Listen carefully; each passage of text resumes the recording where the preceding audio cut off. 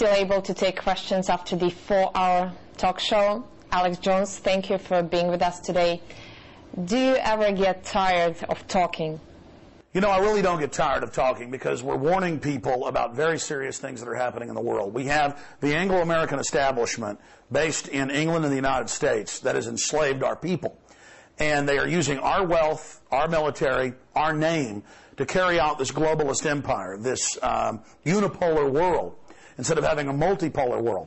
And in the PNAC documents, Dick Cheney, the Vice President and others, called for a new world order or a global government controlled by the United States and England, but at the expense of the American people. So I'm not only against the United States through proxy starting wars with Russia like they did in South Ossetia and Abkhazia, or what they've done in Afghanistan or Iraq. I'm also against the police state they're setting up here domestically, how we're losing our liberties, and what's happening in my country, and having to pay taxes for these things that are unpopular. The American people are just like the Russian people or the Chinese people or the British people. We want to have trading partners. We want to be friends. We want to get along, just like the Russian people want to get along.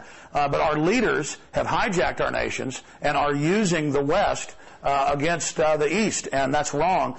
And so that's why I'm speaking out, because I am a patriotic American who doesn't want the name of my country being destroyed by the United States and its people being used as mercenaries for this global corporate system. One of your most publicized views was about the United States government allegedly having a hand in planning and carrying out 9/11 attacks. Do you still believe in that? There are over 200 examples of declassified documents where the U.S. government staged terror attacks, fully carried them out themselves, or hired criminal groups internationally to fund terrorists to carry out attacks. We need a huge Pearl Harbor event to scare the public, a huge sneak attack on the order of 3,000 dead, which 9/11 did do. Pearl Harbor killed 3,000, or right at 3,000. We need a huge catalyzing event to terrorize the public into accepting wars, preemptive wars, invading sovereign nations. And that's exactly what happened. And people say, well, why did they do it? They did it for the trillions in oil that are in Iraq and Afghanistan, the trillions of discovered oil, trillions of dollars. They did it for the hundreds of billions a year in no-bid weapons contracts. And they also did it to set up a domestic police state here in the United States, to start spying on the American people, to start arresting political dissidents, to start cracking down on internet freedom and the freedom of the press. And they've done that to a lot of people. I'm one of the few, big guys that's left standing. Right now, the United States and to some degree the rest of the world find themselves in the midst of another crisis, financial crisis, the Wall Street meltdown, the global credit crunch. Do you think it was all premeditated? The central banks issued all this liquidity. They changed the rules in the mid-90s to where they could sell basically junk bonds and debt into the market. Now, when those had original value, before the public knew about the Ponzi scheme, they were able to buy real assets. Now what they've done is they've cut off liquidity, currency, money, loans, credit to the American people, to Main Street, to corporations, to companies, to states, to local governments. Then they terrorized the Congress, and the U.S. Congress was threatened a few weeks ago with martial law if they didn't pass the banker bailout. The banker bailout really gave them immunity, unlimited power. As Bloomberg Financial reported, it wasn't $700 billion, it's more like $5 trillion that's in there. And so you have these international offshore banks capitalizing now on U.S. taxpayer money in the multi-trillions, so they are now building up their capital while cutting it off of the population, allowing for a depression in the real economy, an implosion, so the banks can come in and buy up the stock market, buy up companies with leveraged buyouts, and consolidate the economy. Just as the congressional record clearly shows that the 1929 crash in the United States was orchestrated by J.P. Morgan Chase, by the Rockefellers, and others as an implosion, this is an engineered implosion, and now out of it, the Anglo-American establishment based in London, D.C., and New York has announced what we said years ago they would announce. They need a global consortium run by central banks worldwide who then set the price of currencies, or a global currency worldwide, giving them total control. So they engineer the crisis. They create the problem, regardless of whether it was on purpose or not. We know it was. But regardless, they create the crisis, and then they come in and offer the solution, which is giving them unlimited capital, unlimited control, unlimited power over world markets to now create a tripolar, a global currency regulated and controlled by them. Do you think it's really that serious? Millions of people are losing their homes. Factories are shutting down everywhere. And they're talking about 5 to 10 years of reduced credit. And so the United States has been incredibly wealthy because of our free market. It's been a great country. But no, we're entering into systemic economic crisis because right now people have 15% inflation. What is that going to mean when it's 25%? And that's every year compounded. People on fixed incomes in the last 7 years have lost around half their purchasing power.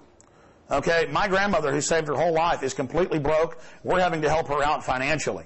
A lot of old people are having to, literally go into shelters. It's been more than 10 years since your first documentary, America Destroyed by Design, was released, and in that film you warned about the danger of China buying into the U.S. infrastructure. Now, more than a decade later, we have not only Chinese, but also Russians and Arabs buying into the U.S. companies. For example, we have a big Russian billionaire, Alexei Mordashov, now having a portfolio of 5 major plants in the United States, 5 major metal plants. What do you think about that? Are you concerned? I am against sovereignty and infrastructure being owned by foreign companies. I think we have way too much of it. Most of our ports, most of our roads are just being handed off. They're not even really being paid for. Now, I'm not against the Japanese or the Russians or the British coming here and building plants and building factories and giving people jobs. That builds the sovereignty and the strength, and that's true interdependence and people trading with each other. So I'm not against a Russian businessman building factories here. He's coming here because Americans are decent workers and our wages have gone down enough. We're almost like a third world country. But I am against infrastructure, ports and roads, and what was owned by the people, what was owned by the government in trust, having that being handed over for pennies on the dollar. Before this financial crisis, we had another major scare on the U.S. television channels, and that was Russia and its involvement in South Ossetia, in Georgia. What do you think about it? If you look at Georgia, it's right above Turkey, and it's right beside Iran. And so they need those air bases so they can attack Iran in the future if they need to, off into the future, just like they waited 14 years to go back after Iraq. They need Georgia as an air base to project power into the Caucasus, into Russia, into Eastern Europe, into Central Asia. It's at that key crossroad there on the Caspian Sea, as you well know. The American people are good people, but they became decadent and lazy and very trusting of our media. The reason the American people were so angry with Russia was because our media lied. On 8/88, when the attack happened, I turned on CNN and it said, Russia has invaded Georgia. Russia is attacking Georgia. And then the lie collapsed, and then the mainstream media had to say, okay, it's true, Georgia snuck attacked Russia, but then the West stabbed Georgia in the back and said, the Georgian president lied to us and said the Russians attacked, but it turns out that he actually attacked them. And then they said the Russians over-responded. They had an overreaction. They didn't have an overreaction. They went in and cleaned those areas out, bolstered their defenses in Abkhazia and South Ossetia, and pulled back. I mean, I have to just tell it like it is. I'm an American patriot, red, white, and blue, gun-owning, capitalist free market. And I see Russia trying to be like that, and I see Russia trying to play fair, and I frankly don't want to have my criminal government, and it is criminal, it's been hijacked, launching sneak attacks on Russia and then insulting my intelligence, telling me that Russia snuck attacked them. It's because I love the United States, and I want the world to know that the American people are not evil, and that the American people mean well, and that we've been lied to, that I'm going on international television to tell people the truth. It's because I don't want it done in my name or my family's name or my country's name. I want these international banking oligarchs out of my country, and I want to have free trade and be friends with everybody in the world.